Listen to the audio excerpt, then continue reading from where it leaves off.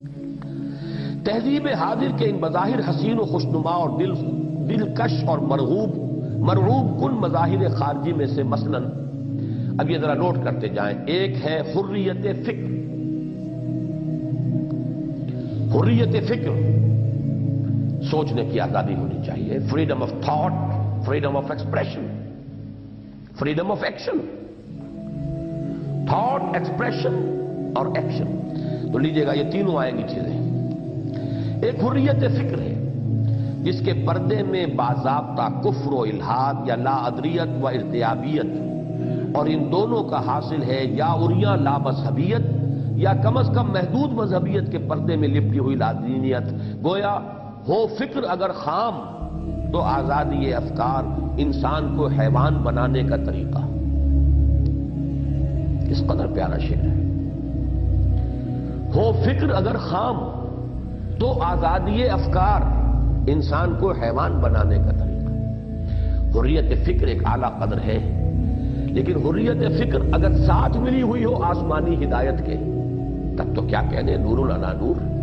اور جب یہ حریت فکر اس آسمانی ہدایت سے مستغنی ہو کر منقطع ہو کر چلے گی تو وہ تو پھر انسان کو حیوان بنانے کا طریقہ. ہو فکر اگر خام تو آزادی افکار انسان کو حیوان بنانے کا طریقہ. دوسرے حریت عمل ہے، فریڈم آف ایکشن، جس کی شکر والی تہ کے نیچے مضمر ہے اباہیت اور آوارگی کا زہر، جس نے اخلاق و کردار اور شرافت و انسانیت کا دیوالہ نکال دیا ہے. I am free to act as I deem fit. میں ہومو سیکشولیٹی کرنا چاہتا ہوں، آپ کون ہوتے ہیں؟ ایگرینگ پارٹنر مجھے مل جاتا ہے تو آپ کون؟ میاں بیوی راضی، کیا کرے گا قاضی؟ Freedom of action. ہم ننگے ہی رہنا چاہتے ہیں، آپ کو کیا اعتراض ہے؟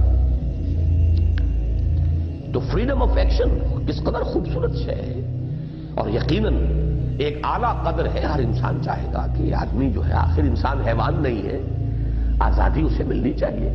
لیکن آزادی جب مادر پدر آزادی والی بن جائے تو اس سے زیادہ تباہ کن آزادی اور کوئی. وہ آزادی بھی اگر آسمانی ہدایت کے تابع رہے، اس کے ساتھ ساتھ لگی رہے، تب بہت بڑی شے. تیسرے نمبر پر ہے حریت نسواں. یہ بھی آزادی ہی کا ایک پہلو ہے، اور نظریہ مساوات مرد و زن، جس نے مرد کو نامرد اور زن کو نازن بنا کر رکھ دیا ہے، اور دونوں کو تماشائی و ہرجائی بنا کر خاندان کے مقدس ادارے کی چولے ہلا. بڑے پیارے الفاظ ہیں یہ، اتفاقاً ٹپک پڑتے ہیں کبھی کبھی، میں تو کوئی ادیب نہیں ہوں. دونوں کو تماشائی اور ہرجائی بنا کر خاندان کے ادارے کے چولوں کو ہلا دیا. توجہ جو بھی اس کے اندر سیکشول ارج ہے وہ فوکس ہو جائے اپنی بیوی پر، اور بیوی کی ساری توجہ فوکس رہے اپنے شوہر پر. اب یہ بانڈ جو ہے بہت مضبوط ہے، خاندان کا ادارہ مستحکم ہوگا اس پر. جہاں کہیں وہ توجہ کا انتشار ہوا، ڈسیپیشن، اس کی توجہ بھی صرف ادھر نہیں ہے اور بھی چاروں طرف ہے، اس کی توجہ بھی ادھر نہیں ہے چاروں طرف ہے، تو اصل جو زد پڑتی ہے وہ در حقیقت انسٹیٹیوشن آف فیملی پر ہے. اس کی چولے ڈھیلی ہو کر کیا اس کا ستیہ ناش ہو جائے. تو یہ ہے تیسری چیز. تیسرے نمبر پر ہے حریت نسواں اور نظریہ مساوات مرد و زن، جس نے مرد کو نامرد اور زن کو نازن بنا کر رکھ دیا، اور دونوں کو تماشائی و ہرجائی بنا کر خاندان کے مقدس ادارے کی چولے ہلا کر رکھ دی. نتیجہ یہ نکلا، بڑے پیارے اشعار ہیں، فساد کا ہے فرنگی معاشرت میں ظہور، کہ مرد سادہ ہے بیچارہ زن شناس نہیں. اور کیا یہی ہے معاشرت کا کمال، مرد بیکار و زن تہی آغوش. یہ مغربی تہذیب کے دو سب سے بڑے پرابلمز ہیں. وہ جو ان ایمپلائمنٹ ہے وہ بڑھتی چلی جا رہی ہے، مرد بیکار، اور زن تہی آغوش، وہ اولاد پیدا کرنے کو تیار نہیں. اپنے نسوانی حسن کو بٹا لگائے، اولاد پیدا کرے. لہذا بڑی بڑی قوموں کا حال پتلا ہوا. فرانس کے اندر وہ تباہی آئی ہے، چند گھنٹوں کے اندر ہٹلر کے آگے گھٹنے جو ٹیکے، اسی وجہ سے کہ سب سے زیادہ یہ مرض وہاں آیا تھا، لڑنے والے مرد ہی نہیں تھے.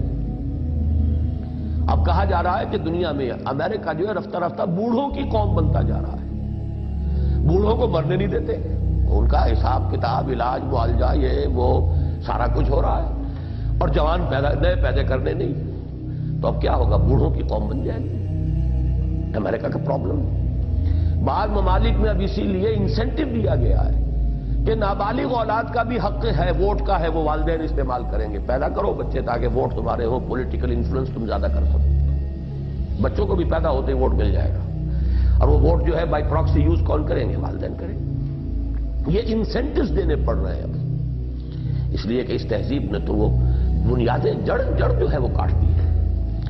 تو کیا یہی ہے معاشرت کا کمال؟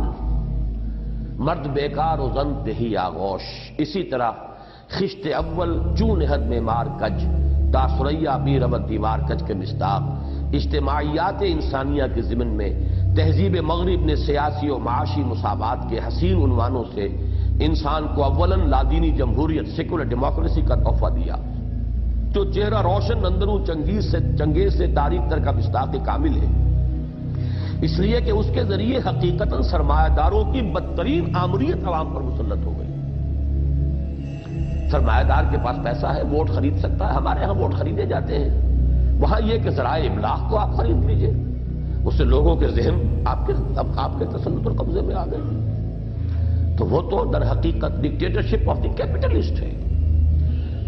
امریکہ کا نظام جمہوریت نہیں ہے، اس کا تجزیہ جب کریں گے، وہ جو ہے وہی ساز کہن مغرب کا جمہوری نظام، چہرہ روشن اندروں چنگیز سے تاریخ تر، دیو استبداد جمہوری قبا میں پائے کو، تو سمجھتا ہے یہ کھیل ہے، وہ کھیل رہا ہے۔ صحافیوں کو آپ خرید سکتے ہیں، اخبارات کو آپ خرید سکتے ہیں، ٹیلی ویژن کو آپ خرید سکتے ہیں، اگر آپ کے پاس سرمایہ ہے تو سارے ذہن تو اسی دھارے کے اندر بہتے ہیں۔ لہذا در حقیقت یہ کیا ہے؟ یہ بے خدا جمہوریت در حقیقت، جبکہ اس کے ساتھ کیپٹلزم کا معاشی نظام ہو، تو یہ ڈکٹیٹرشپ آف دی کیپٹلسٹ ہے۔ دیو استبداد جمہوری قبا میں پائے کو، تو سمجھتا ہے یہ آزادی کی ہے نیلم پری، اور اس کے بعد اس نہلے پر دہلا بے خدا اشتراکیت کا مارا، جس نے انسان سے اس کی آزادی کو کلیتاً سلب کر کے اسے ایک مشین کا پرزہ بنا کر رکھ دیا۔ فاعتبروا یا اولی الابصار۔ اب جو ہے سٹیج، جیسا کہ میں نے آپ کو بتایا، اگلی سٹیج جس کا ذکر یہاں نہیں ہوا، پہلے ہو چکا ہے، سوشل ڈیموکریسی۔ وہ یہ ہے کہ سوشلزم کے اندر بھی جو خیر اور خوبی ہے اس کو ڈیموکریسی کے خیر اور خوبی کے ساتھ جمع کرو، جوڑو، اور سوشل ڈیموکریسی کا نظام قائم کرو۔